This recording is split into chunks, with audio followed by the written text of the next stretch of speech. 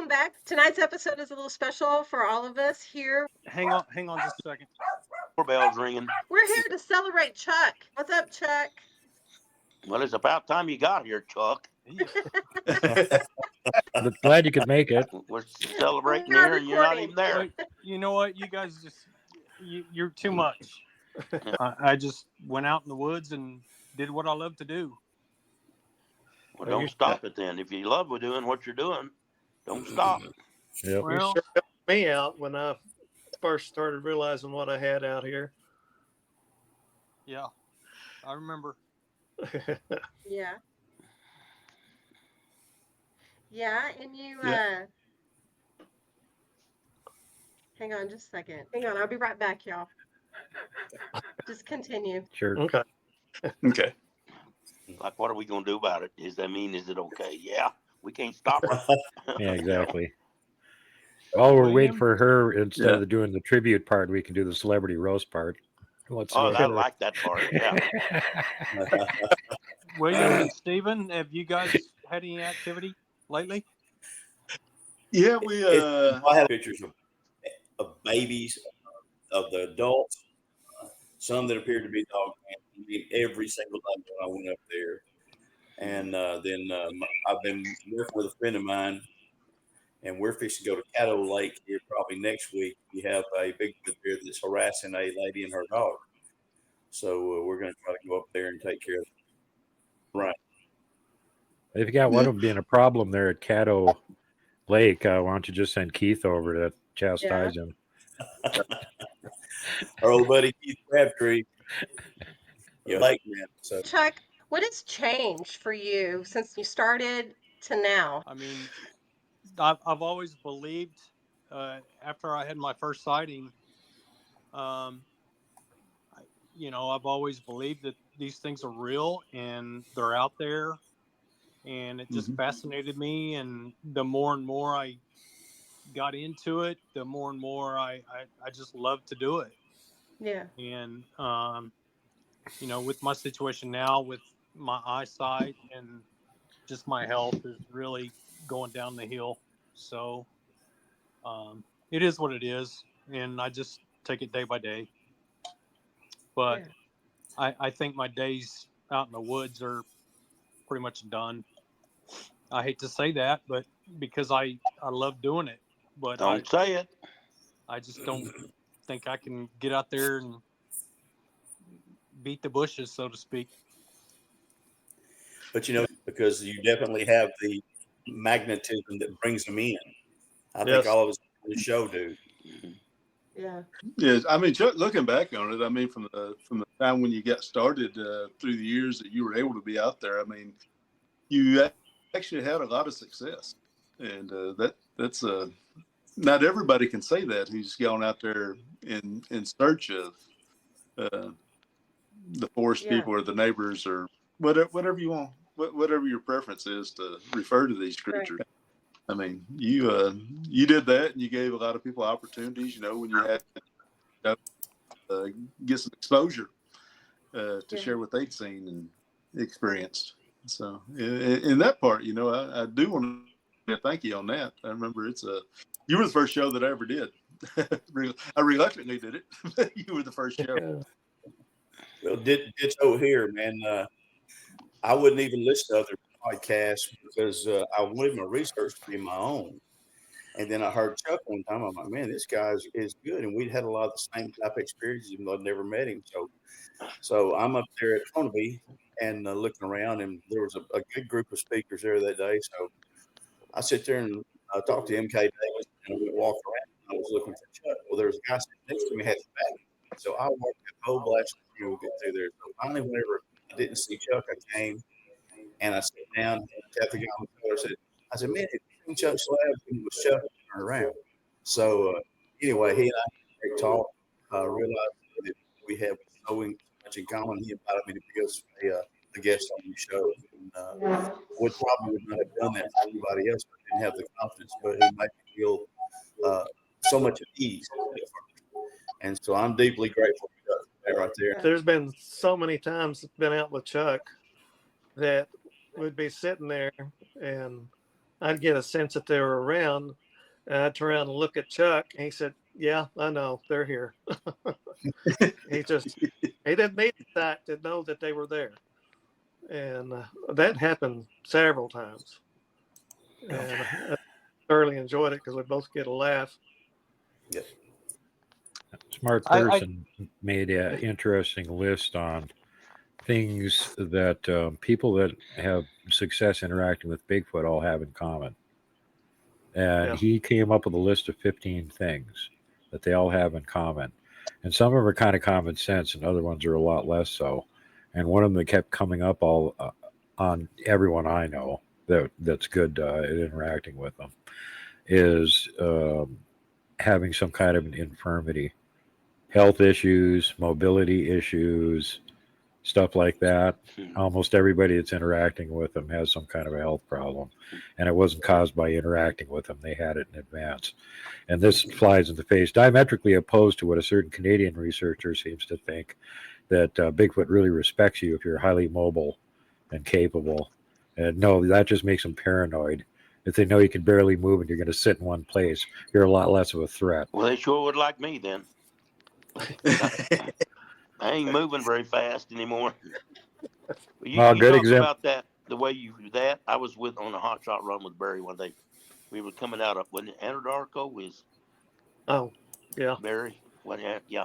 And it was real wooded area, hills, rolling hills. And we was going longer, and I'm just kind of daydreaming. It's been a long day, and I'm sitting there, and I'm not really paying much attention.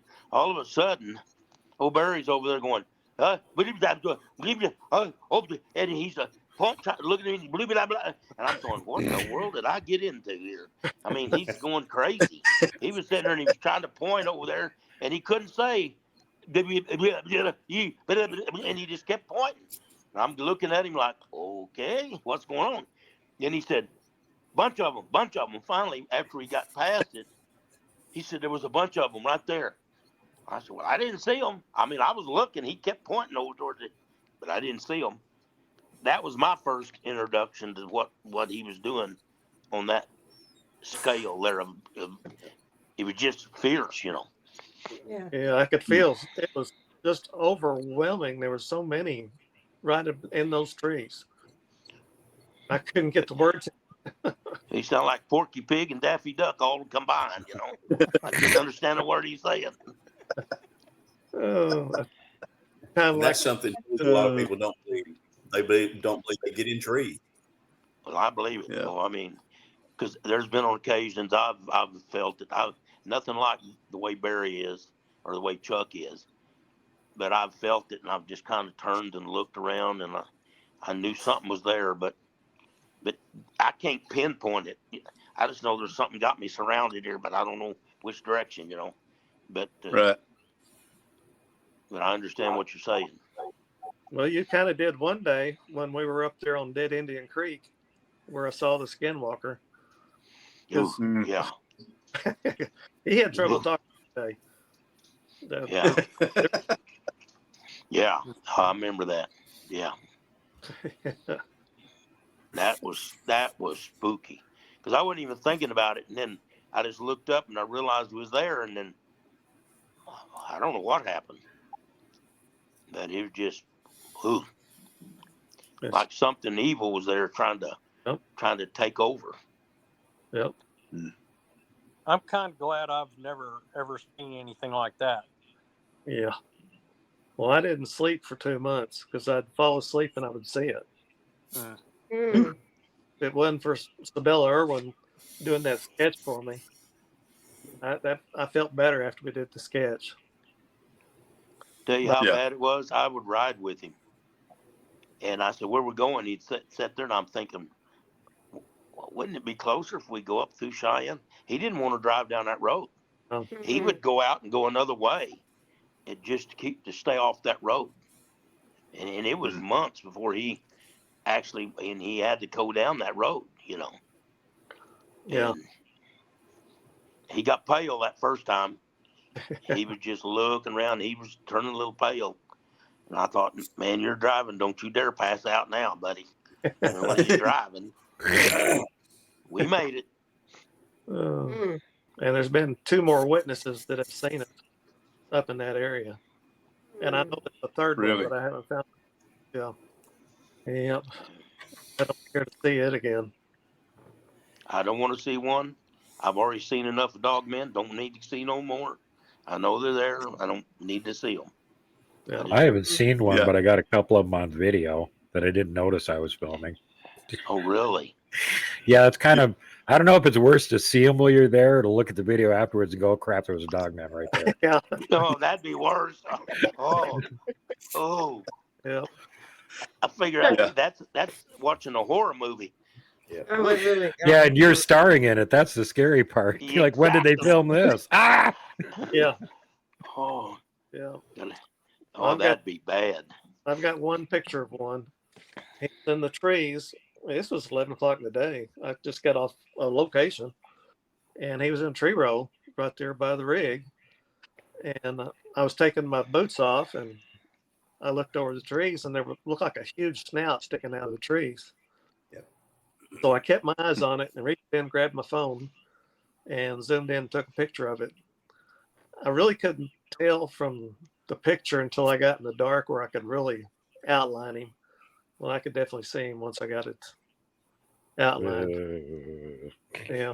I had somebody said that was Pareidolia. I said, no, the snout was sticking out of the trees and it went back in. And I said, that was a dog man. And that was on dog man range. Yeah.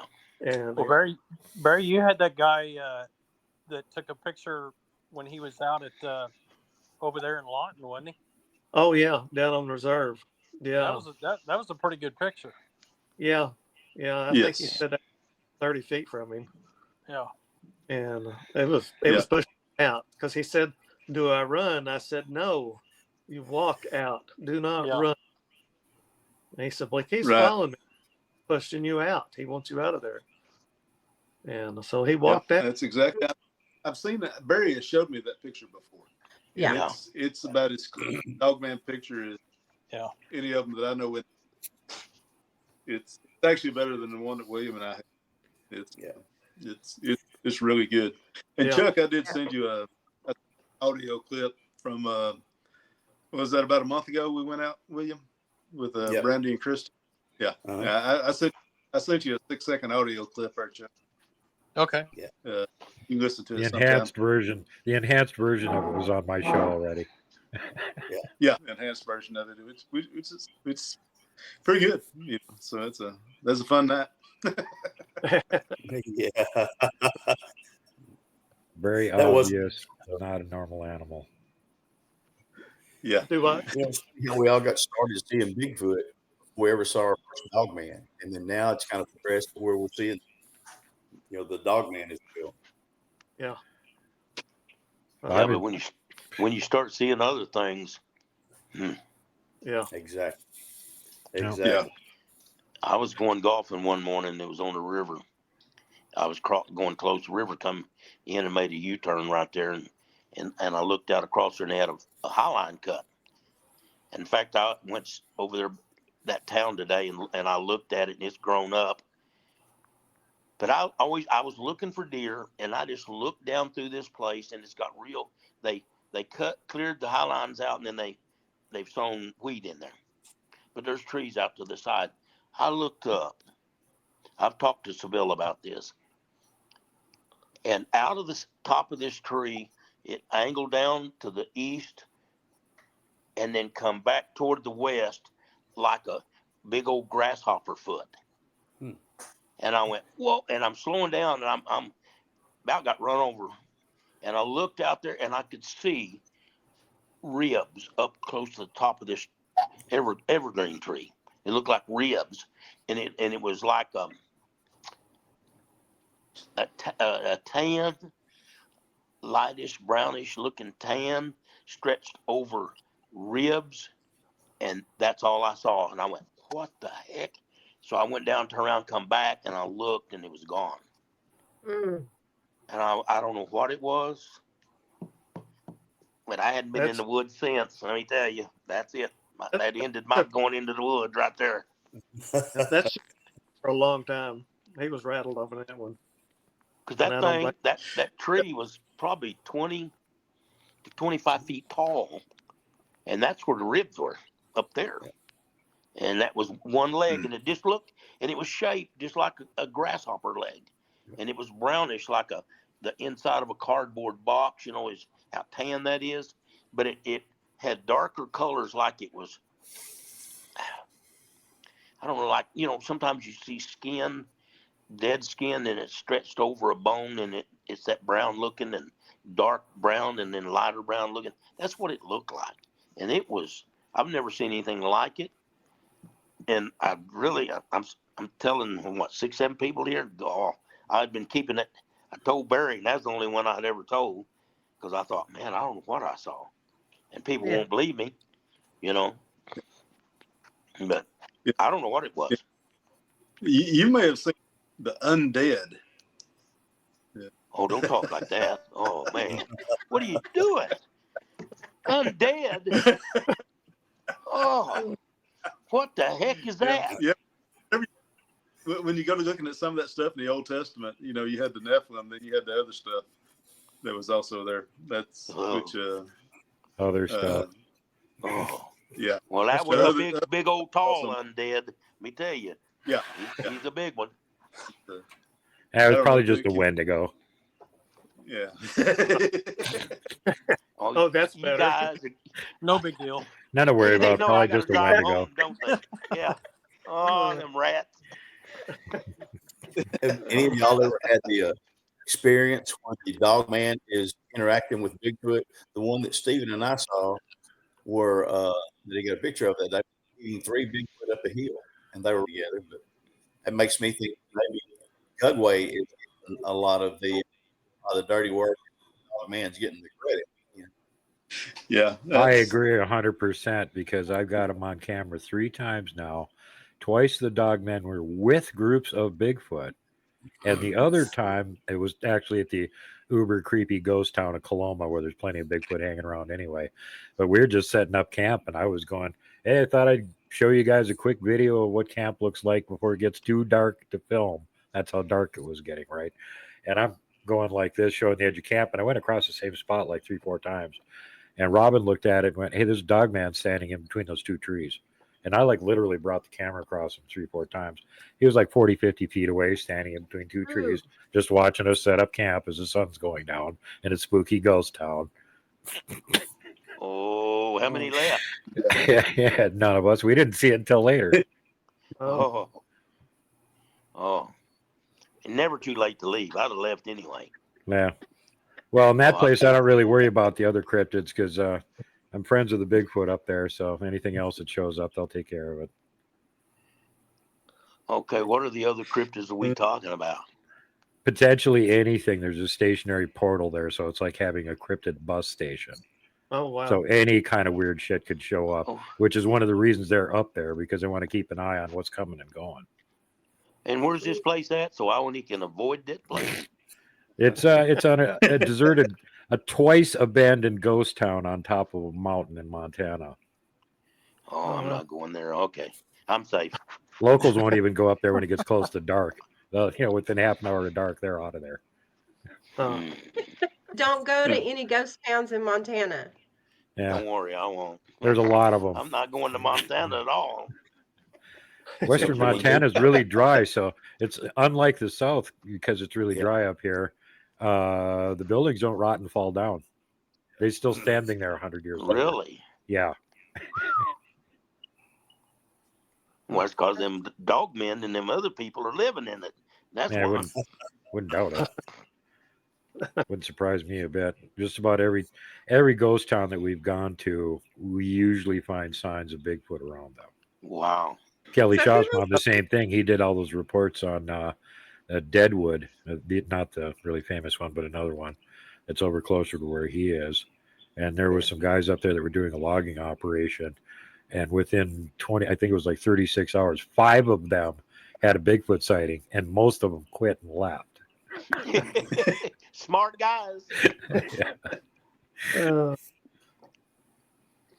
Well, I was in, when I was 20 years old, I was seismographing and we went up into Moab, Utah, and we went out west and north out there, and then man, it's just desert. And then there's these mountains going up in there, and they were sloped a little bit. And we used the machines that vibrated the ground. They called them vibrators. We didn't use dynamite. And we're going up through there, and we're sitting there, and this guy said, "What are you throwing rocks at me for?" And I saw it hit there. Well, he said, "I didn't." Well, I went over and I saw it hit, dug it out, and it was a mini ball. Well, then the second time I looked up, and there was mountain men up there, had old black powder rifles, and they were shooting at us. So we got the sheriff out there, and they got it stopped and this and that, and they said they're just here doing their job, don't bother them. So we said, all right. So we're sitting on there. So then he said, "Hey, are you throwing rocks at me again?" I said, "Where am I going to get a rock? We're out here in the sand, and it's desert." Well, there was a rock there this time. I didn't know at the time what was throwing them, but we would go up through there, and I'd glance up, and I'd see a dark shadow go amongst the trees going through there, and I thought, dang, for old mountain men, they're moving pretty good. Well, guess what? I guess it wasn't mountain men. They were shooting at us. The other people was throwing rocks at us. And that was, I guess, I didn't think about it. I guess that was my first experience, and didn't even know I had an experience. You know, I was 20 years old. Look at the effectiveness of the weaponry. One's throwing rocks, the other one's shooting. Neither one Yeah. hits you. Yeah. Neither one hits Yeah. you. Yeah. Oh, it was something. Any memory of Chuck that y'all would want to share? Every person said, Oklahoma chasing the beast, right? And I said, yeah. How did you know? I said, that was probably the big show I've heard on being on a podcast. It was so, you could tell he was telling the truth and so believable. And so, and I said, that's more than everybody said how much they were influenced by Chuck's show and believing that, hey, this guy's telling the truth. He's actually having all these experiences. So that really makes me feel good. Like it did. I can say, yeah, Chuck's one of my friends, you know, and because I said, oh man, this show was just incredible. And that's by several more people who are big researchers like we all who have the same kind of respect. So I want to share that, put it in there too. When you hear that right there, the Chuck, and you can be looking into the light, and I want you to know that it's everybody has the same amount of respect for you. I think that we all do here. Chuck, I was having a hard time getting Bigfoot friends, and I was desperately looking for someone to take me in and let me be a part of their group. And after failed attempt, Chuck brought me in, and I met Barry, and I met Rick, and I met so many amazing people. And he took me and my brother all over western and South Oklahoma, and Red Rock Canyon. Yeah, yeah, Red Rock. we were also over in the west. And I still remember I think I remember every single second of that trip. It was amazing, and thank you so much for doing that with me, and just being my friend. I love you. I love you too, dear. Chuck, I remember when I was first starting out, been running with Barry, and I had a few sightings, but then we went off down to Hunabi down there. Yeah. And was with John. Is it John, Yeah. the author? Yeah. We staying down there camping, and we had a fire built there in the yard, and he's got a little 10 acres, 20 acres, or something like that. Well, Chuck said, I'm going to go over here and make a female call. Well, what Chuck didn't know was, and we didn't know, was just right into that creek there, the deer was coming through there. We saw the deer moseying that way. Well, there was a Bigfoot over getting ready to ambush the deer. So Chuck goes over there, and he lets out this bellow and squall. About that time, a blood curdling, three times as loud, comes a squalling, And old Chuck come running over there. I'll never forget the look on it. Guys, that wasn't me. That wasn't me. That wasn't me. And I mean, he come running over there. And so we headed over there, and that's where we saw him. We were 30 feet from him. That was, Yeah. and Barry's 6'3", and the other guy was 6'2", and I'm 30 yards from him. They went on down, got closer, and they was thermal trying to find him. He jumped up and went across water and brush without making a sound. Yep. And he went east. And that was my first that close in sighting of one. And I enjoyed that trip so much. That just made me want to get out in there and do more. Yeah. And then Barry started showing me the Dogman, and I'm not too thrilled about that.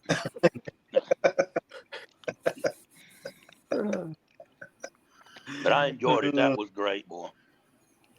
Yeah, I enjoyed that same trip at Hanabi, and that first morning I had my RV down there, and Chuck hollered at me and said, "Why'd you leave your pickup door open?"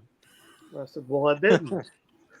And I looked around and it's wide open, and so I went over to see if anything was stolen. Well, I looked in there and there was crumbs and wrappers from. I had a Sonic hamburger and a Subway sandwich going down, about half eaten. Well, there was just crumbs all over the seat, all over the console, and then I saw the huge, big thumbprints on the console, and then Chuck said, "Did you look at your driver's side window?" And I turned around, and it had been a real heavy dude, just real thick. You couldn't see through the windshield. And I turned around and looked, and there's this huge face looking back at me. So he pressed his face against the window just to look in the pickup. And nothing was stolen, so I knew it wasn't somebody. But he had his sandwiches in there, and we went around on the other side of the pickup, and there was a 17-inch track. Wow. And That's one thing I appreciate about them, their greasiness. Whenever they touch anything, they leave grease residue. yeah, It's almost hard to get rid of. yeah, it was hard to get rid of. But that was fun. Yeah. But what I was going to say about 6'3" and 6'2", when that boy jumped up, that made Barry and that he's 6'3", and the other one, Larry, was 6'2", made them look like small children. I mean, made them look little. And I thought, golly, he was big.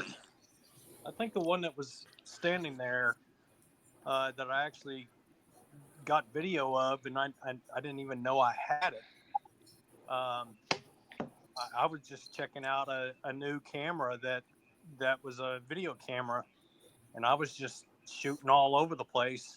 And I think that sucker ended up being about 8'3", was how big he was, and he was only about 40 yards from my tent. You mean 15.3? No, he wasn't that big. Oh, he sure looked that big to me. Not really, but he was big. Yeah, he was big, but that I remember that distinctly, and I never thought that if I did a call like that I would get some kind of response. But boy, did we get a response that night. Yeah, that was good. And the best thing that I recall about that, I heard that sound. I mean, it sounded like he was right beside me. There was no fear went through me at all. None. Went over to the fence right there at the road and look over across there. And I knew he was there because I saw one of his eyes shining. And so when they went after him and he jumped up, I had no fear at all. Which that later I'm dumbfounded, like, well, why wasn't I not, real excited, like with a little bit of fear? But there was no fear at all with them. And that's what I like about that is I don't seem to have any there's no fear when I see a Bigfoot. Guys, when we're talking about how big these Bigfoot are, all of us right here have been. Stephen's 6'3", something like that. Two. Oh, I thought he was 7'3". He's a lot. You guys are making me smaller and smaller. But when we're asking these animals, we're not over exaggerating. We're big, and we're telling you, I've seen 2 over 10 feet tall. Oh yeah, yeah, no doubt. Well, for my part, I really appreciate when quite a few years ago, when my channel was much smaller and younger, and I invited Chuck to be on there. He was more than happy to do an episode with me, so I really appreciate that. I always have. Thank you very much for being willing to come on my show. You're very welcome, bub. Mm-hmm. I remember when we went down to Brown Springs, and we had quite a bit of activity that weekend. Oh yeah. It just seemed like one thing after the other, even in the afternoon. And we weren't there 5 minutes, and there was about 10 of us there, and we were all talking, and the cicadas were just crazy noisy, and all of a sudden they just went dead quiet. And I was hollering to guys. I said, guys, listen. And nobody's paying attention. And I hollered at Chuck, and he looked at me, and I pointed to my ear, and he goes, guys, shut up.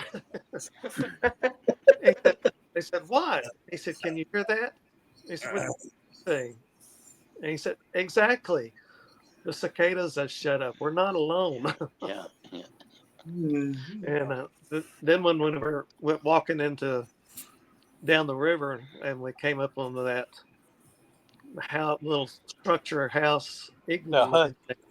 Yeah, the hut, and it had looked like a little one in it, and we're taking pictures, and he said, "There's something in there."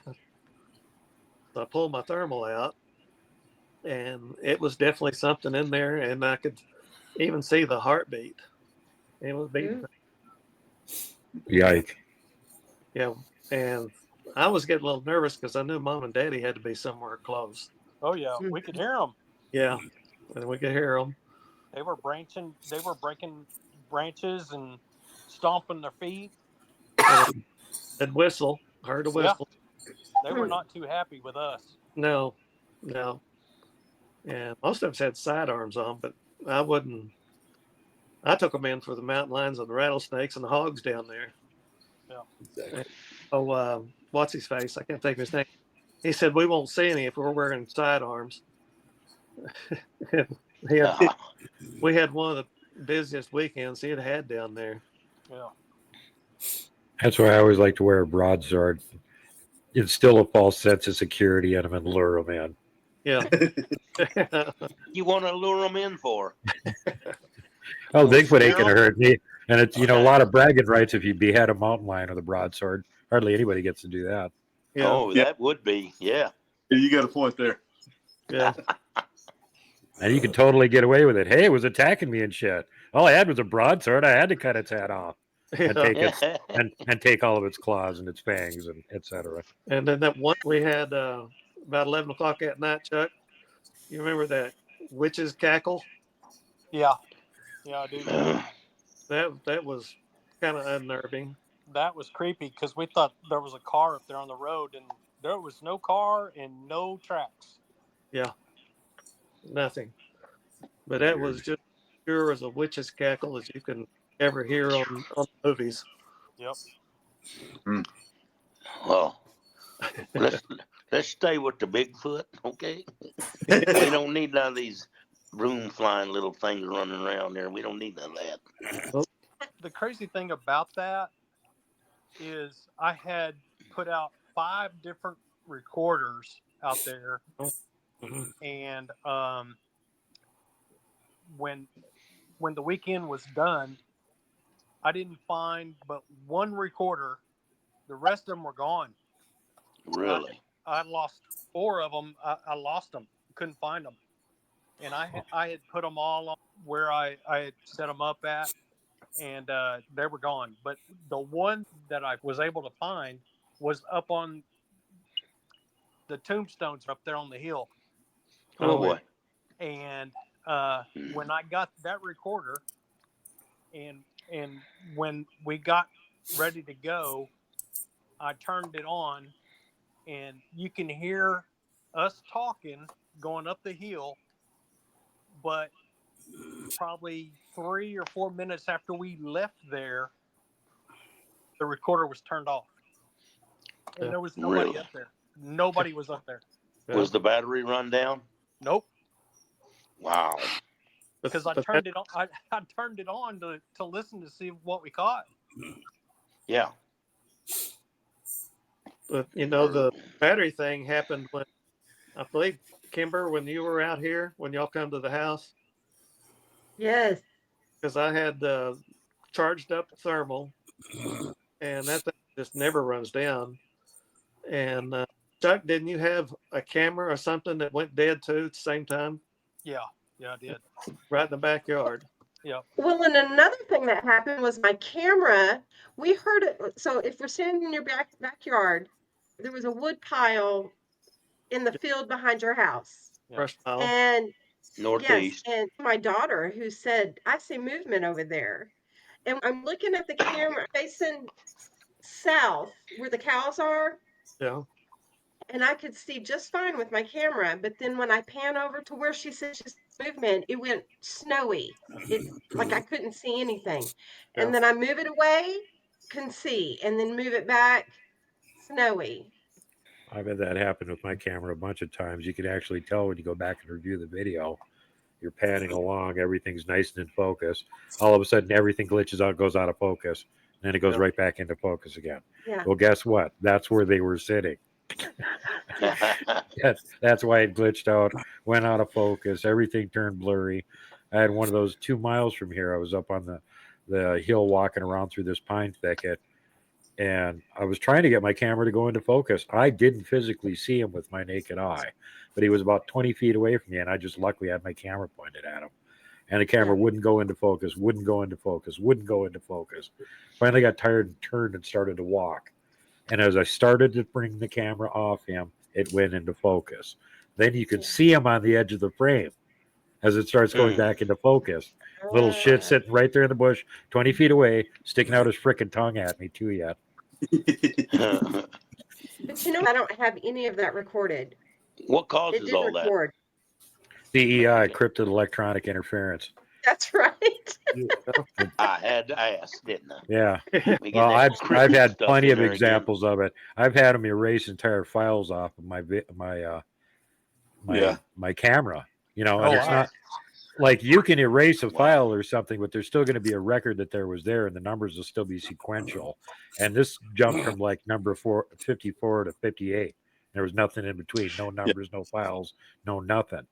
And another time I was trying to film, and I had 2 brand new, fully charged batteries with me. And I just put one in the camera, and I started filming, and it's going blink, blink, blink, blink, low battery. Like, that's impossible. Took it out, pulled the other one out of my pocket, put it in there. Blink, blink, blink, blink, low battery. I just charged both of them, right? So right away, I figure out what's going on. I went, that's not funny. Quit screwing around. Knock it off, you guys. And I took the other one that I had just taken out, put it in the camera, and oh, it's all fine. It works now. Whoa. Yeah. Blaine They Tyler might had do an even better one because he had his camera set up on a tripod, and it was freaking cold. He's way up by the Hudson's Bay. It's in like November. So he doesn't want to be out there any longer than he has to be. And he's got his camera set up on a tripod, and he's filming himself narrating something. And he walks about 10 feet away, turns around, starts to talk, camera turns itself off. He's like, what the hell? And it can't do that. Either the battery's going to die or you got to manually push the button. There's no one there. So he goes over, turns the camera on again, goes back to his position where he starts narrating, camera turns itself off. And after about the 4th time he caught on, he went, knock it off, you guys. I'm freaking freezing to death here. I just want to film this little piece so I can leave. And as soon as he did that, they quit doing it. Yeah. Really? Yeah. It's Oh my gosh. yeah. Talking about the weird stuff. I know William, he has the SD card. And we have a picture of what is that, about a 9 foot Bigfoot on the camera, on the SD card. The camera caught the Bigfoot. And anytime we both tried to pull it up, William had a card reader, I had one. We both tried to pull it up. It will not go to that picture on the card. William even went to Dallas to take it to some professionals to see if they could pull that picture up off the SD card. They couldn't do it. Really? The only way we have a picture of it is we just had to take a picture of the card and all the other pictures that's the only way we got the picture off the SD card. Wow. And we've got another picture of that Bigfoot, and it's the same way. It's burned onto the SD card, and it will not come off. You have to take a picture of the SD thumbnail to get the picture like that. Yep. Like I said, I took Yep. that to these guys in Dallas, $159 an hour, minimum 6 hours, to have this done by professionals, and they couldn't get it off there. Wow. Wow. Well, Yeah, CEI. And Daniel Becker coined that term too. Congratulations Yeah. to Daniel. Yeah. So it's and we've had multiple game cameras that we can't even use because at Ground Zero, where we've had all the activity, the game cameras have stopped working. That's it. It's absolutely frustrating whenever you have your game camera out there and you can find a track 20 feet in front of your camera and your camera never took a picture. wow. Uh-huh. I had that That's happened 2 winters ago. I had a heifer that she had a huge calf and she couldn't have it, so they did a cesarean. They ended up having to cut the calf in two to get it out of her. It's about a 120-pound calf. So I went to the farm and I had 2 trail cams on the same area, and I was going to see. We've been having big cat trouble down there. I was going to see if I could catch them on camera.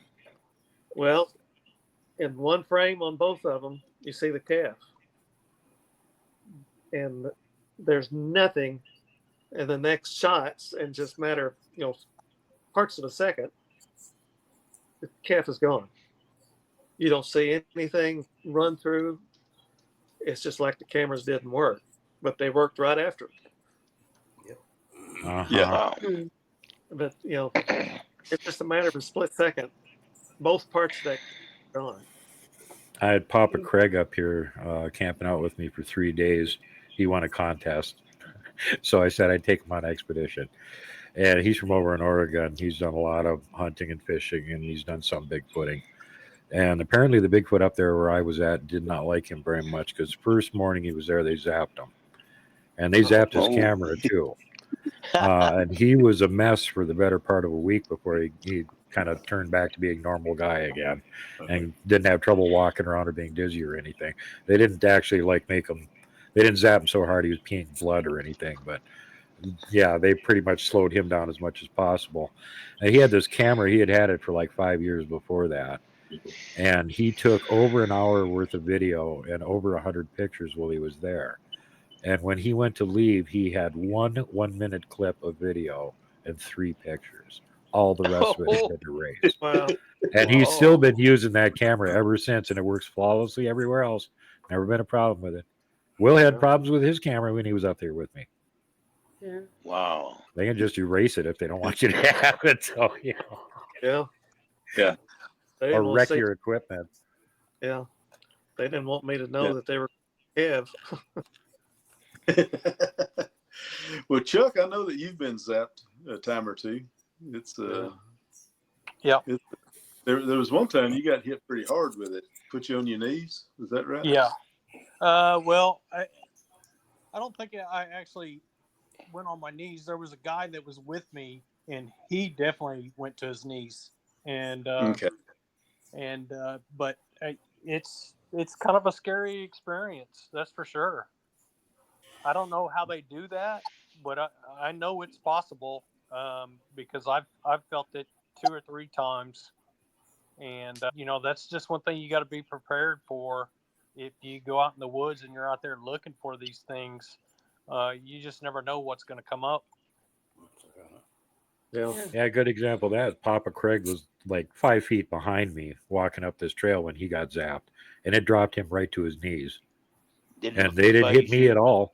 I was just fine. I turned around and what the hell happened? He's like, I don't know. I can't walk. I got to try and get back to camp. And he thought he was having a heart attack, and then after he sat there for about 5 minutes, he went, "I had a heart attack last year. This is nothing like a heart attack. I don't know what the hell's going on." Mm. You Wow. know, the craziest thing that happened to me is we were kind of up in some hilly area.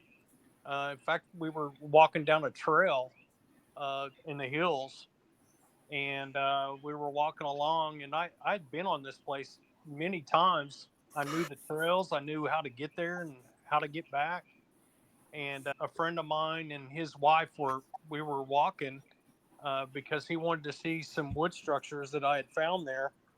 And so we're walking along, and all of a sudden I hear this growl, and I turned around and looked at them. I said, "Y'all hear that?" And they said, "Yeah." When I turned back around, I didn't know where I was at. And for me, knowing these trails like I knew them, it was just odd. The people that were with me, they didn't know where we were at. They didn't know how to get back to camp. And we finally had to use our phones to find out exactly how to get back to where our camp was. And that was the strangest thing that's ever happened to me, as far as something like that happening. That was just crazy. It's funny it bothers you, but not your phones. Yeah, it didn't Yeah. bother So, the phone, but I didn't know where I was. And I Mm. knew these trails like the back of my hand. I mean, I'd been there so many times, and it was just a really weird feeling. And it made me think Mhm. that, a lot of these people that end up disappearing up in the mountains and stuff, it made me think maybe Bigfoot's doing some of that stuff. I don't know. zap, so they lose their sense of direction. I've Sound heard like it. quite a few reports of that, and it's happened to me several times. There's one area we keep trying to go to because we keep getting this, like all signs point toward there's giant structures up there. So we want to go up there and check out the giant structures. We've tried to get up to that spot 3 different times, coming in from 3 different sides, and every time somehow we get rerouted back to where we came from, and we just can't get there. Wow. Hmm. Now you saying giant structures, Yep. or that like Bigfoot have made, or Yeah. different type of Like we have the structures? biggest ones up here. We got, 50, 60-foot tree structures up here. Oh yeah, That'd be neat to see. William's seen yeah. them. They're there. Yeah, I took them over to their asterisk structure they had upriver and across the little river from the campsite. Yeah, well, yeah, yeah. A lot of these 40, 50, 60-foot structures up there, and you get underneath them and you go, what's building these things? This is kind of disturbing. Chuck, was that your scariest No, encounter? no.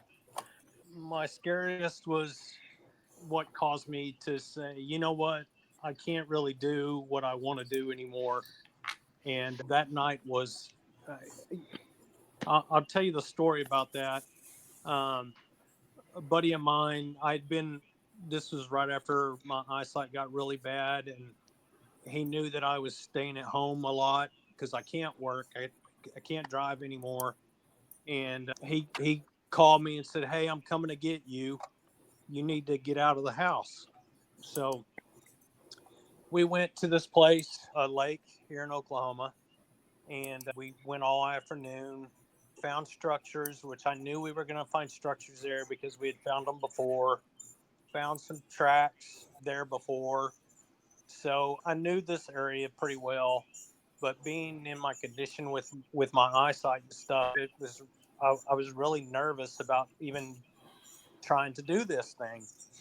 So we went, and it got dark, and there was a boat ramp there, and we backed the pickup to the boat ramp. And the guy that was with me, I said, "You're gonna have to be the guy watching because I'm not gonna get out of the pickup, and especially in the dark, I'm not gonna do that. I'll sit here and I'll listen. I have my earphones on and I have my recorder going." And we made a couple calls, and within a matter of just a little bit, the first thing we heard was two bullfrogs croaking in the lake there, right near us. And I looked at him and I said, "Man, that ain't no bullfrog I'd have ever heard." I mean, Excuse me, Chuck. Yeah, Isn't that when you blew into that thing? yeah. But I didn't want to put that out there. Oh, okay. So That we actually tried to get them to come to us because we knew they were there. I've seen them, the tracks and everything before. So I blew this thing once, and within seconds we heard these two bullfrogs. Well, on this lake, if there's bullfrogs out there, you're going to hear hundreds of them. You're not going to hear just two. Yep. And they were croaking and getting closer and closer, and I thought, I started to have this uneasy feeling that we were going to get in trouble. And so we did this thing again and again for the third time. And the second time after we did this, we heard water splashing, like when a person goes in the lake and you hear the water going off his legs and stuff. That's what we heard. It was coming up toward where we had to pick up. And I told him, I said, "Dude, we got to get out of here. If we don't get out of here, we're going to be in trouble." And all of a sudden, we heard one that was coming through the wood line, coming toward where we were. The bullfrogs were still coming. The one in the water was still coming. And I thought, we got to get out of here. We got to get out of here because we're in danger. And he said, "Well, I'm going to go out there with my headlight, and I'm going to go out there where the ramp is, because that was where the one that was sloshing through the water toward us." And I had my recorder on top of the pickup and was recording all of this. And he got down there by the boat ramp, and I didn't see it, but he told me that there was the one that was in the water was probably about a 9-footer that was coming through the water, coming toward the ramp. And the one that was coming through the wood line in a separate location, I was on the passenger side, obviously. And he said that when he saw the one in the water and saw how big he was, the one that was coming through the tree line, he looked over on my side of the pickup where I was at, and I had my window rolled down, and he was coming straight toward me on that side of the truck. And I got my equipment from the top of the hood, and we got out of there.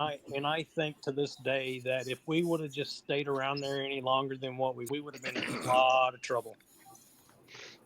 So saying all that is the reason why I feel like that I'm not capable of doing the things that I used to do,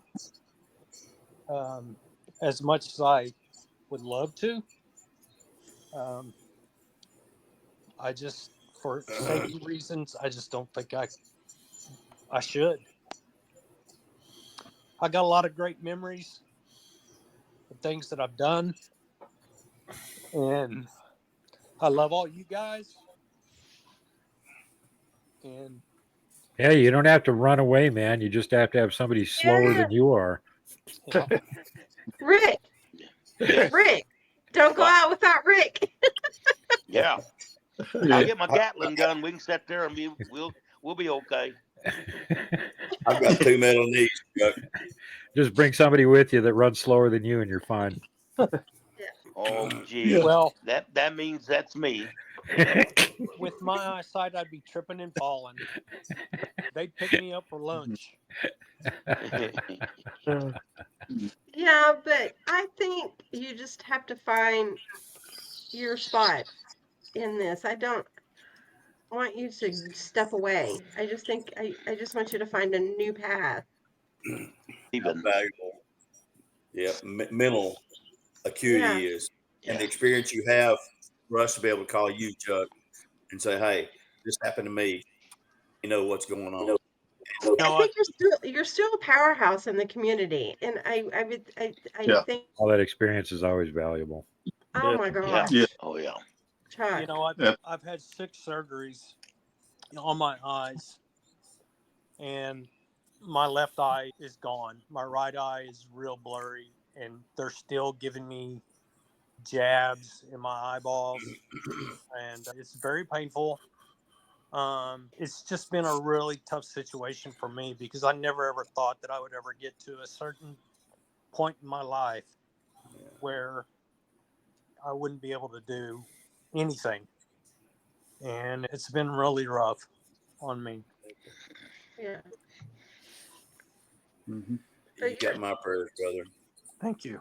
Yeah. You got mine too, Chuck. But that what they were saying a while ago is you're still very valuable with the knowledge that you have. Exactly. You know, you have a when you were conducting your podcast, uh, you did it in such a way that it was easy listening. It yeah, always was, and you always come up with good guests.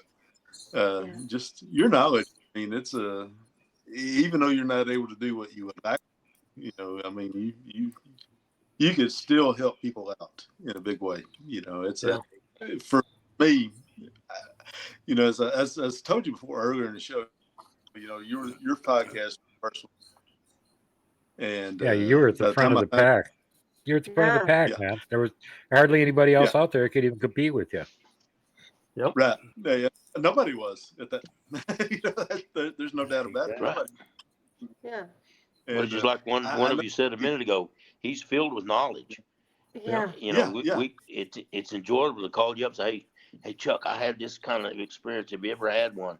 Or what should I do next time it happens? You know, yeah. that's kind of help is what we need. right. And Uh, here's the thing, though, you still have your voice, and there's nothing stronger and nothing more powerful than having your voice, having a voice. mhm. That is the biggest strength. I agree with Stephen. I used to turn your podcast on and just listen to it, and it was informational, it was calming. Um, Mhm. Chuck, you have Yes. your voice, Right. and Yeah, I And can Chuck, cut let this me out tell if you you something want. too. These podcasts that are coming out now, not all of them, but some of them, they're a joke. I mean, is what little I know about Bigfoot, I can pick out a fake one right off the bat. And I Yeah, listen to some of them, and they just make me mad at what they say. And then they end up putting down people like us that are actually out there and actually seeing That's them right. and trying to let people know and how to interact with these yeah, Bigfoot, Yeah. and these other people are joking about them and act like they're nothing there, and then they have somebody put on a costume and make fun of it, and that well, I can't stand that. I don't like that, you know. And you're yeah, not like that, and You know, we still need you to get out there and people can listen because listening to you, I can say like Kindred said a minute ago, or somebody else too said you're easy listening to, and not only that, you That's can right. tell that you're honest about what you That's say, yeah, right. Yep. and that means a lot right there. First-hand experience, not scripted bullshit. you You know, were always, my you were my always right biggest there when I needed you, Chuck. There were so many times that I really wasn't sure what was going on when I saw someone here, yeah, but you come out. You'd make that out here to help, yeah, and yeah. that meant a lot to me. Well, I'm going to speak for somebody else. That's a lady named Mary Bowen. Mm, Mary is very, very knowledgeable, intelligent, great thing. And buddy, she took you to the mountain. You got Mount Rushmore, 4 guys on there. Then you got Mount Slabs. And there's only one guy there, buddy, and that's you, Chuck. So I'm sure she doesn't mind me saying that too. Well, they're also Mary Fabian. It would be backing all of us up also. You've just Pennsylvania helped so many Bigfoot people's Project. lives. Yep. Yeah. Barry Yeah. and Rick, I want to ask you guys something. You know, one of the things that I really thought was really neat was the time when we went to Ponca City, Oh yeah. Yeah. and we had a lady that was inside city limits. She called me and wanted me to bring my team and come out to her place. She said, I got them on my property. And there was, what'd she say, 34 goats or sheep or something that across away from her had disappeared. Oh, geez. And at first I thought, well, that's kind of crazy. Ponca City is a pretty good sized city.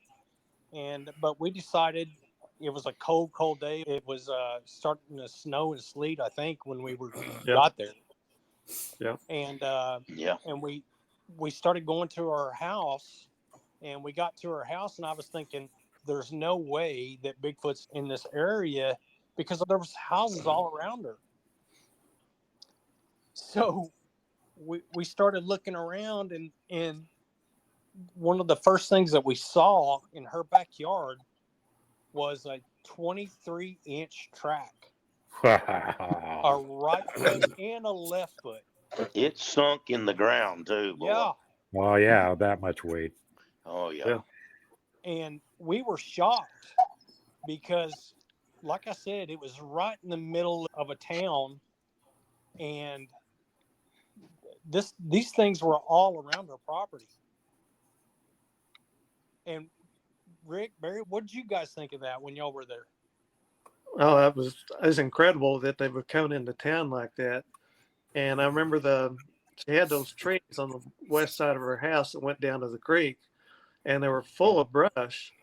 But if you got at the right angle, you can see where there was just a tunnel through that brush that went down to the creek, and it was huge. They make regular through that brush and the trees. Yeah. And they were robbing her garden. You know, she couldn't have a garden because they were taking it. And but yeah, right there in the edge of Ponca City. Yeah. Houses all around. Yeah.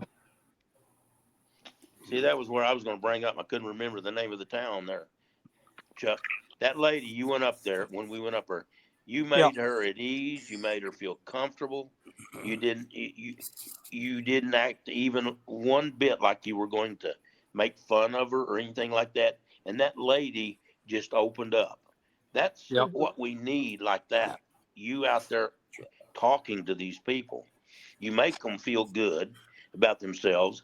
They're halfway afraid to say something about a sighting because people, put them down, and you didn't. Went through there.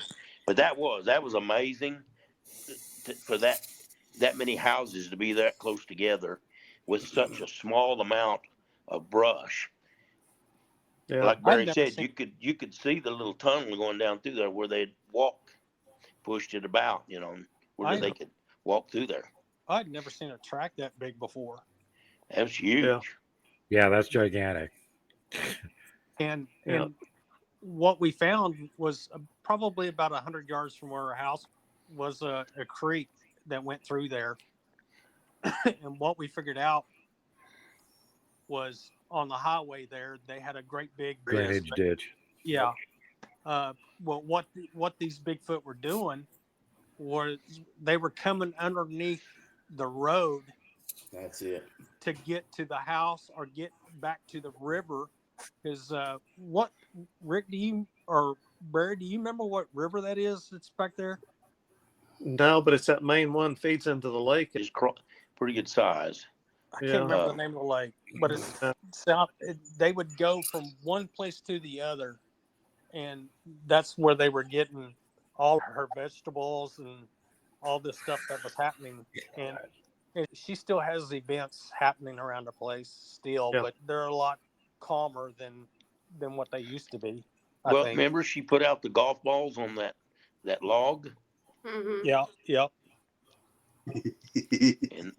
and they picked them all up. Yep. What color were the golf balls? I think it was white. They were white, weren't they? Well, there was one orange. There was a red one, an orange, and a green one, and then the rest of them were white. Yeah. but they didn't take the orange one. They took the rest of it. They didn't take that orange one for some reason. That's And I said, they must not like OSU. Oh. Oh, that's cold. That's cold. But Chuck, that lady sent me about a year ago, thanking us again for coming up and helping her, Yeah. and said they're still around, but they're not bothering her like they used. Yeah. yeah. What we told her to do had helped. Yeah, we told her to make sure that she got all that brush out of there, Yeah. and she eventually did that because they were coming up into the brush watching her. Yeah. Well, that one Coming brush up- wasn't about 20 feet or 30 feet from the From her west house. end of her house. Yeah, You know, and Yeah. she kept getting. They would peek in her windows at night, Yeah.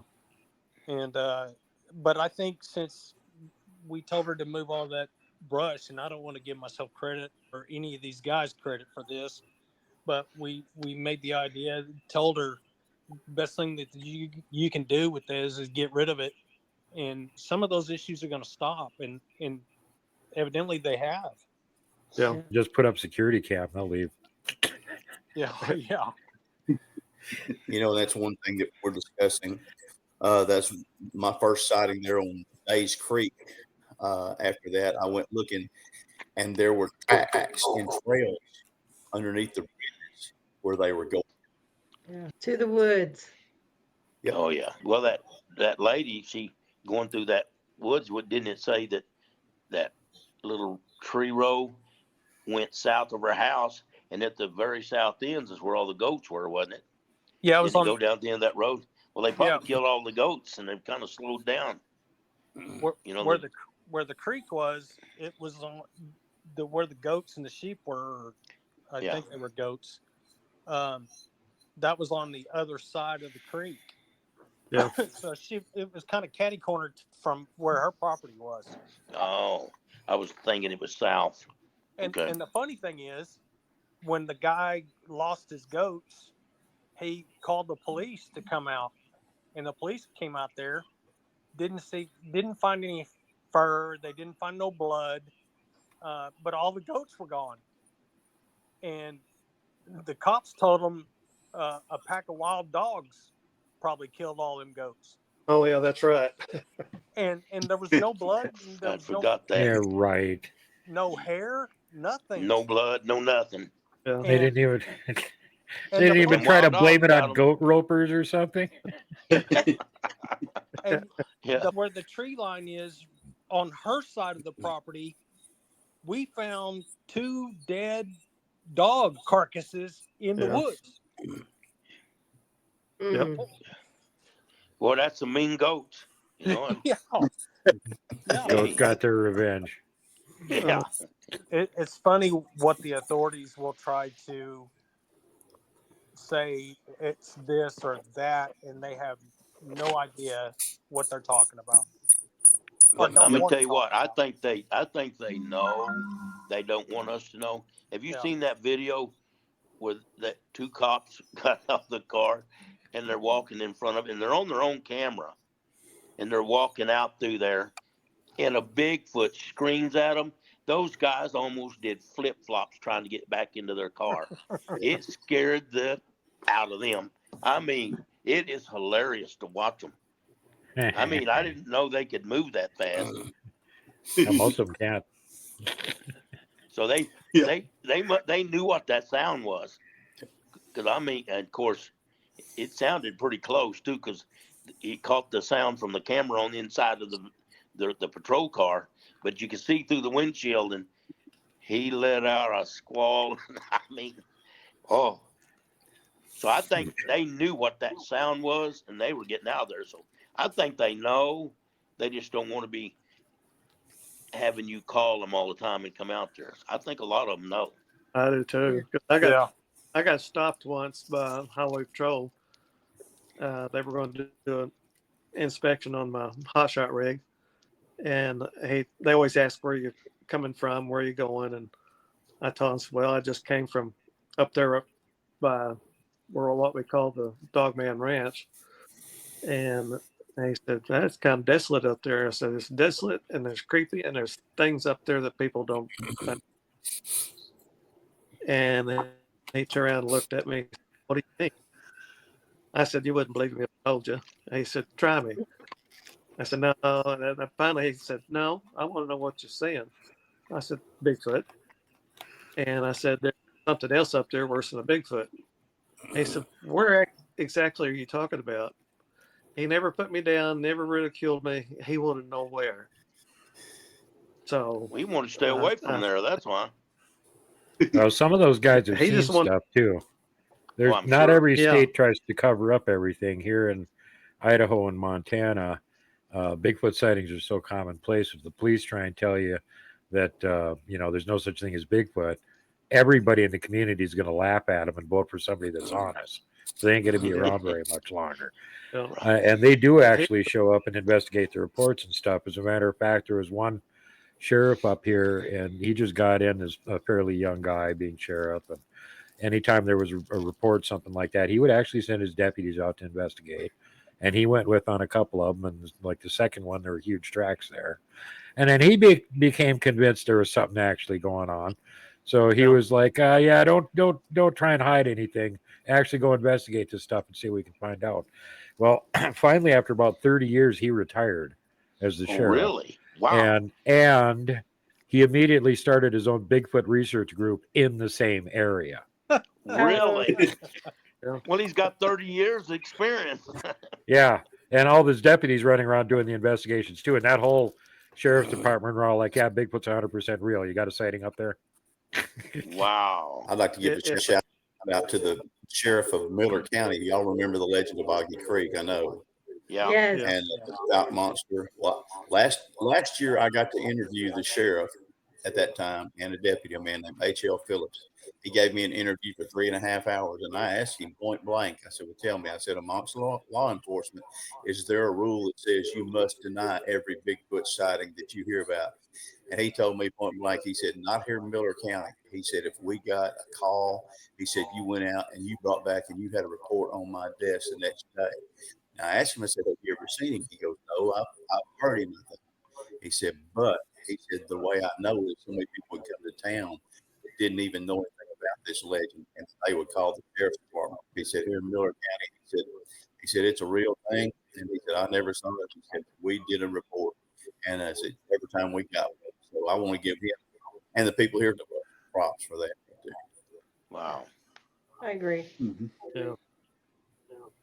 Yeah, this highway patrol, he also asked me if I'd seen them any other places, which I told him where. I told him, I said, come out the house some evening and maybe you'll get to hear them. He never did.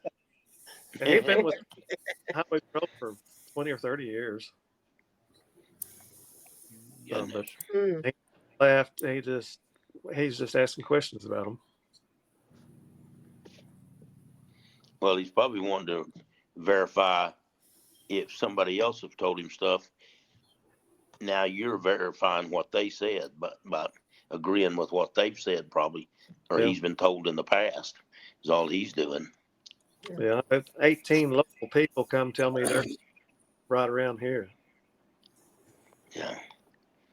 Right. Oh, we got them on Kingfisher Creek, just about a mile from where I'm at. Yeah. And that's the one that I took a picture of it. And it wasn't too long after that, I get a big slap on my house in the middle of the night, about 3 o'clock in the morning. And I knew exactly what it was when I heard it.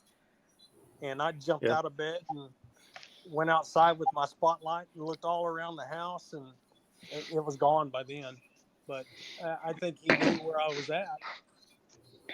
He figured out where I was coming from. Well, Barry, we was out to his house one day and we was kind of listening to him. We could hear him far away and stuff, and there was a little activity.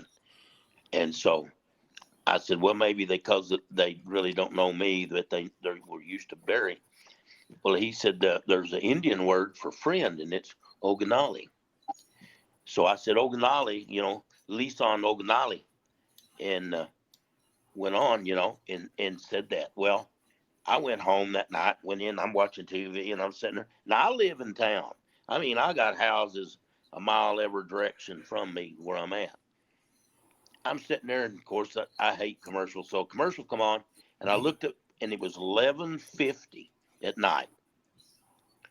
All of a sudden, and this coming August, I think it is, or so, I'll live at that house 40 years that I've lived there. I heard the sickest owl hoot I ever heard in my life. And it did it 4 times. And I thought, boy, if you're trying to imitate an owl, you're butchering that worse than anything I ever heard in my life. Needs a lot more practice. Yeah. Yeah. And so I tell Barry the next day, and he said, I guess they followed you home and wanted you to see where you live. And I said, oh, don't do that to me. Come on now. And so I went around the alleyway. Well, my alleys have got asphalt in them, so there was no footprints. But I looked to see if there's any greasy thumbprints or anything, and there wasn't any. And I've lived there 40 years, and that's the first time I have ever heard an owl.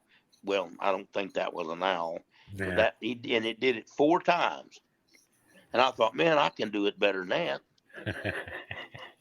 And, and I've never been afraid of it. Never have. Kim had that experience one night when we went to, where was it we went? Red Rock. Red Rock Canyon. Oh, yeah. You got to experience that night. Yeah, they do not do owls well. They don't. No. Oh, she's making it even. Oh. It was just the weirdest thing. It was 2, but it ended like they were arguing back and forth. But then it ended up, and it sounded so much like chimpanzees arguing. A mad It was chimpanzee is what it so sounded weird. Yep. I've heard that. I've heard the talk. I've heard it twice. Yeah. But it almost sounded, this is just the best way that I can describe it. It almost sounded metallic, like the way that it was, and I don't know what it is, but it wasn't an owl. And plus these 2 owls were like 600 pounds. Yeah. Yeah. They were like, that's not an owl. Yeah. So I've heard that sound. It sounds like a rusty old windmill. Yeah. And there's no rusty old windmills around here, but I've heard it here. I've got it recorded. Right. But it was when it got to that certain pitch that when they started arguing, I guess that's the best way I can describe it. Oh. It went very metallic sounding. Well, I had a hunting lease west and south of Elk City. It took about an hour to get down there. And it was a bunch of land out in the middle of nowhere. And I took my 12-year-old son down there, and he's hunting with me. And he's sitting there, and he said, Dad, what's that siren sound? I said, oh, that sounds like one of them that the guys do put on the back calling up their cattle.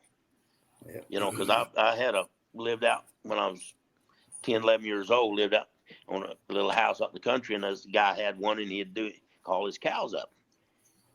So, golly bum, about 15 so years later and longer, I'm with Barry, and he was telling me about this, and I went, oh, really?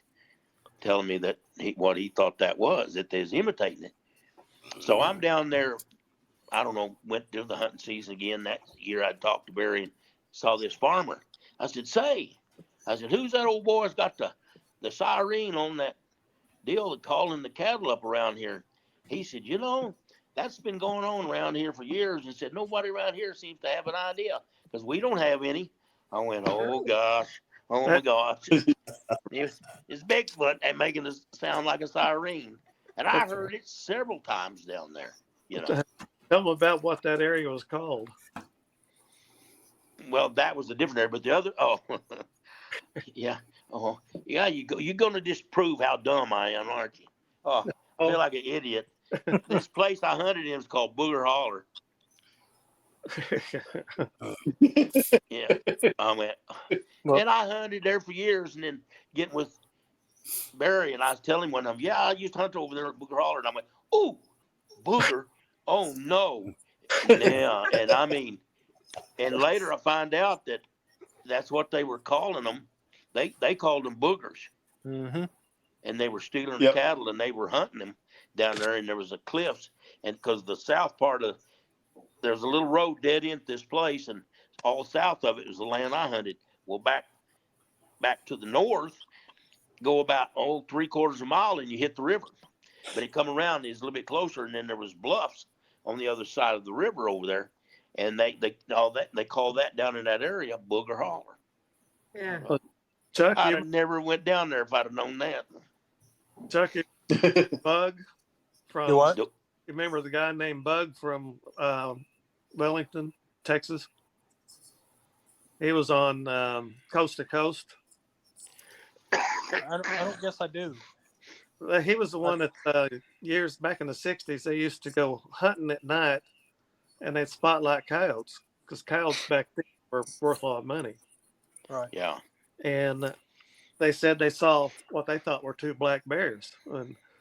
And there was 5 of them, and they all had high-powered rifles with them. And said they shot several times and brought one of them down, and they said they saw one going to a plum thicket.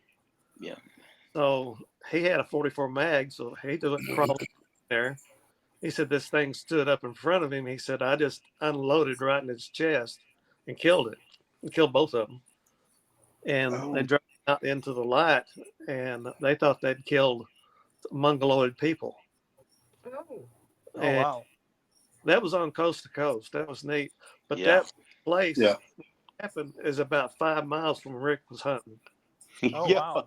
Now he tells me after I'd been down there hunting for like 20-something years, then I find out about this place.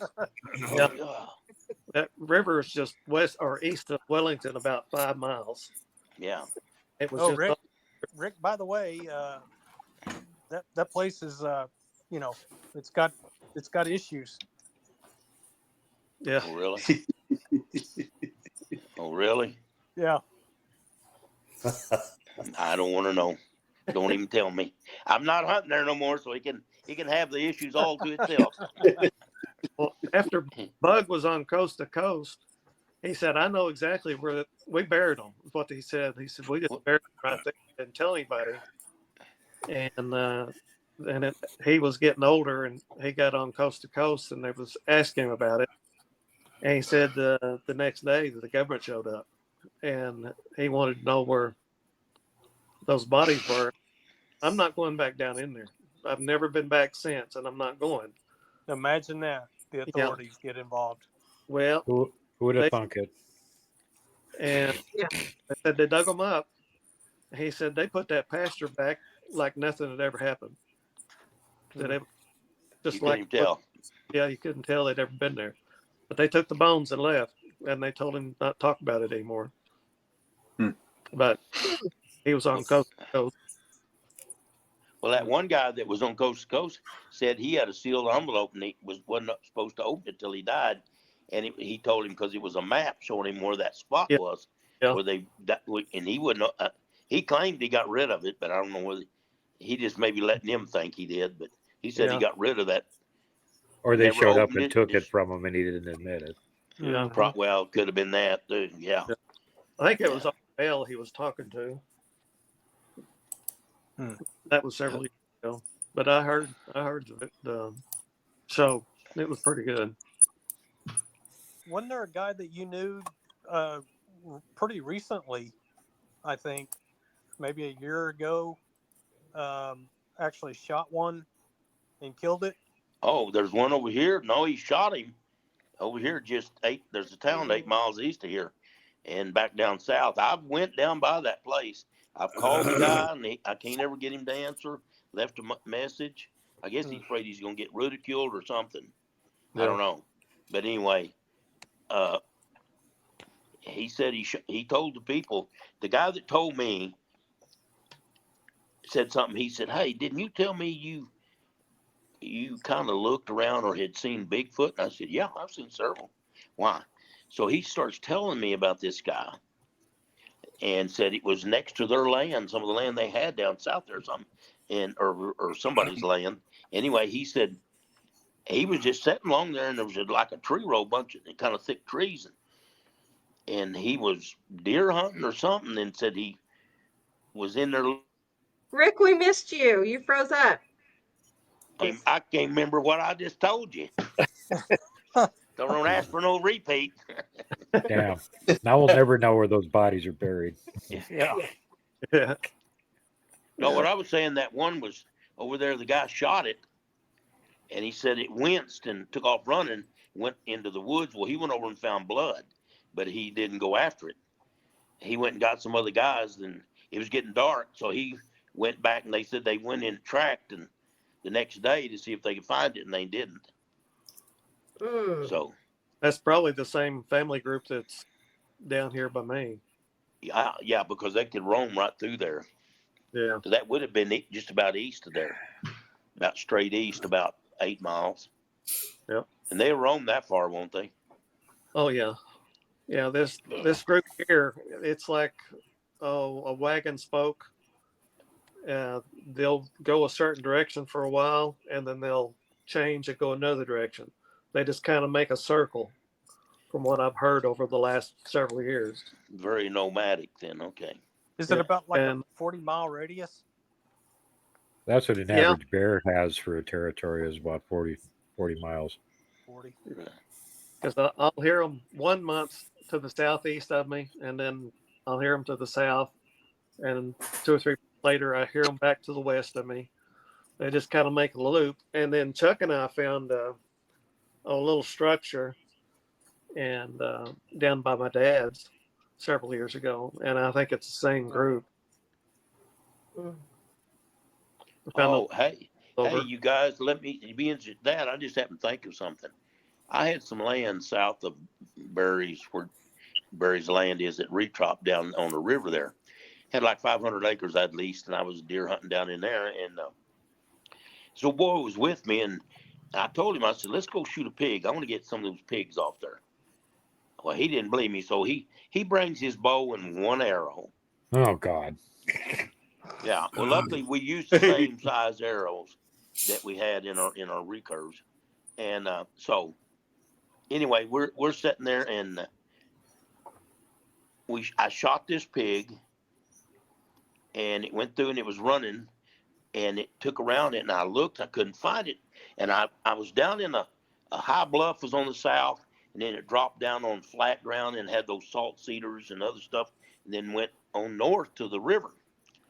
Well, a bunch of grass there, and I looked over there, and I thought, well, can y'all see my hand? It looked just like that. It was a cave about 4 foot, and all the grass had been bent over and woven together. Well, dummy here, not knowing anything about Bigfoot, I go in there, and it went in about 10, 12 feet, and then angled back to my right. So I was going in west, angled to the northwest, and then come out into a big old room. And I was kind of hunkered down, and I looked up, and me and this old pig almost kissed. And he was sitting there looking at me. I mean, we were face to face. I went, oh, that pig had went in that deal. So I'm trying to back out, and this guy said, I see it. And I said, don't shoot it. I don't shoot it. We became friends real quick. And I went back out the other way, and that thing come out and lunged at me. And of course, it was dying, trying to get me. But I guess that structure was for them to put their small in there, because the guy said, I didn't even see it till I happened to just look, and then I went, wow, it blended in with everything, and it was like an igloo, just like an igloo entrance, and it went in 10, 12 feet and curved back to the right, then went into a room probably 10 foot across. They're finding a bunch of that stuff up in Ohio, hence the name the Ohio Grassman. Oh, are they? Yep. Yeah, there's a lot of that kind of stuff over around Gainesville too. We've seen some of that stuff. Man, I never even thought about it, because I was went down there one time, and this guy was in front of me, and he's like 6'2", pretty good sized old boy, and he's not fat, he's just big, and I'm walking along there, and all of a sudden, I'm telling what he said, because I don't remember too much about it. I whirled around and I had always kept a knife strapped down by my leg when I walk in, and I had this knife. I come up with this knife, and I hit the ground down on my knees, almost one knee, and when my right knee's up, and I'm looking around, and he dropped to the ground and he says, "Rick, what's the matter?" And he said, I wouldn't answer. He said, my eyes was just looking around, and we were going down to do something, and I looked at him finally, and I said, he told me, I said, I think we need to get out of here. And when I turned sideways, and he said, my hair was standing straight out on the back like I was in electricity. And he said, I didn't argue. He said, I ain't never seen you move that fast in my life. It's back when I was younger. And I mean, it, whatever it was, well, I didn't think about that, but that was probably 20, 30 yards, 40 yards from that little igloo thing, grasslands where we was at. So I figured they were in that area, and they were letting me know that they were there, because we shot many a deer down there, good kill shot, and then all of a sudden there's no blood trail and we can't find a deer. So does anybody want to say any closing remarks? Yeah, I do. I love you, brother. Don't leave us, Chuck. Yeah. Man, you've been too valuable to me. Yep. And that means so much to me. And I just want you to know, man, whatever I can do for you, I want to see you in this genre. You need to just keep moving.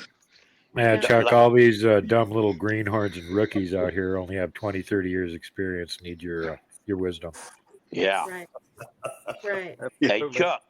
Yeah. Chuck, don't let the old man in. Yep. Just don't let the old man in. Or you'll be like Rick. Yeah. And, buddy, you don't want to be like that. Believe me. I guarantee. Jeez. Well, Yeah, Chuck. I appreciate it, brother. I love all you guys. Hey, man. Well, appreciate it. And Appreciate you, him Chuck. too. Really do. Yeah. Yep. Yeah. We need more people like you who are honest in this, doing this. It's with Chuck, we know he's honest, he's genuine, and that's that is. To me, that's what makes Chuck so special. But, Right. Yeah. I really appreciate all that. you other people coming on too. Yeah. Do. That's I good. appreciate that, guys. Yep. You have a place, and just like Will said, we're all here. We're all here, and we're all willing to help, and we're all willing to help you find that path, the new walk that you're going to have to take. So think about that. You can do a Q&A show where people just send in their, encounters. I had this encounter. What does this mean? I have questions for you. Like a Dear Abby thing. Instead, you could call it Dear Chucky.